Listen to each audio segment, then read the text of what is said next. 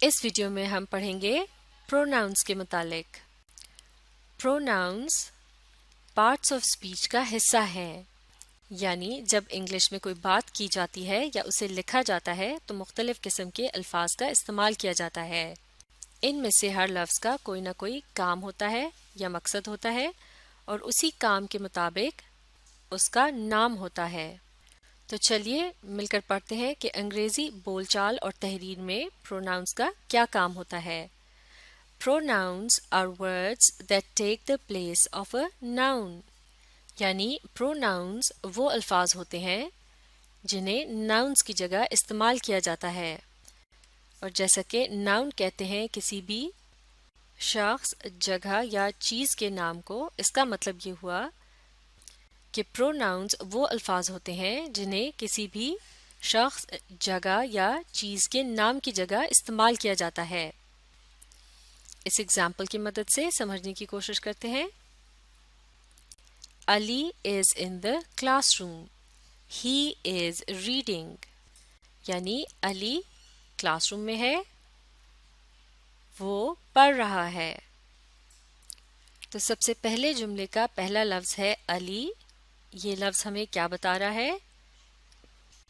اس کی مدد سے ہمیں پتہ چل رہا ہے نیم آف اے پرسن، یعنی شخص کا نام۔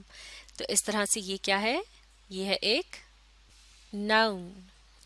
اب دیکھتے ہیں دوسرے جملے کے پہلے لفظ کو۔ یہ ہے لفظ ہی، یعنی وہ۔ اس کا مطلب ہے اس لفظ کا اشارہ ہے علی کی طرف، یعنی لفظ ہی جو ہے یہ علی کے نام کی جگہ استعمال کیا گیا ہے۔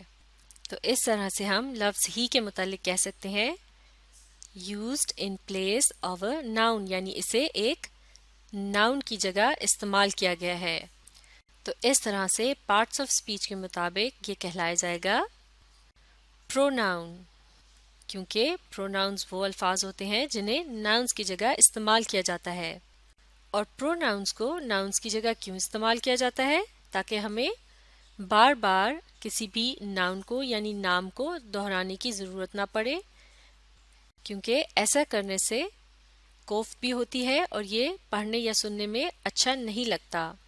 مثال کے طور پر اگر ہم اس طرح سے کہیں Ali is in the classroom روم، Ali is reading, Ali is happy وغیرہ، تو بار بار لفظ علی کو دہرانا عجیب سا محسوس ہو رہا ہے۔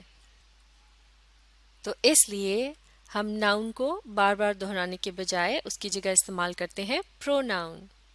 جیسا کہ یہاں اس دوسرے جملے میں ہم نے پروناؤن ہی کا استعمال کیا، کیونکہ لفظ ہی جو ہے یہ کسی بھی آدمی یا لڑکے کے متعلق بات کرنے کے لیے استعمال کیا جاتا ہے۔ اسی طرح سے اگر لفظ علی کی جگہ یہاں کسی لڑکی کا نام ہوتا، جیسا کہ سارا، تو یہ جملہ ہو جاتا سارا از ان دا کلاس روم۔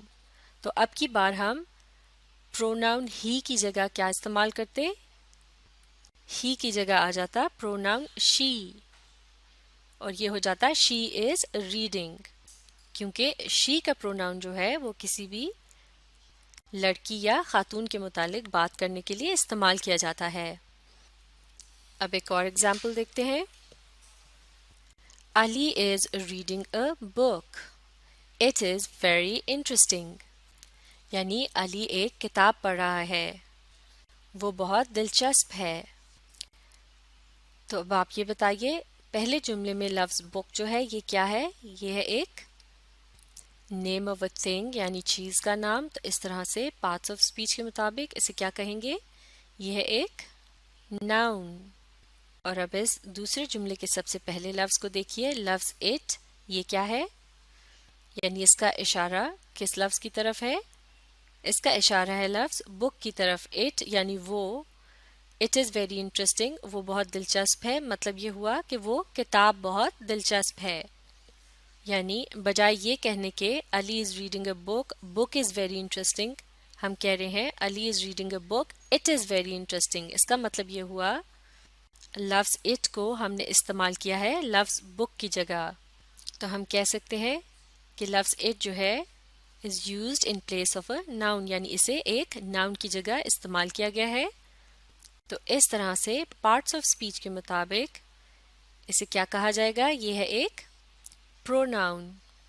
जैसे कि इससे पिछली एग्जाम्पल में हमने देखा था, लफ्ज़ ही एक ऐसा प्रोनाउन है जिसे किसी लड़के या आदमी के मुतालिक बात करने के लिए इस्तेमाल किया जाता है। इसी तरह से लफ्ज़ इट जो है ये इस्तेमाल किया जाता है किसी भी बेजान चीज़ या फिर जानवर वगैरह के मुतालिक बात करने के लिए, यानी उनके नामों की जगह लफ्ज़ इट का इस्तेमाल किया जाता है।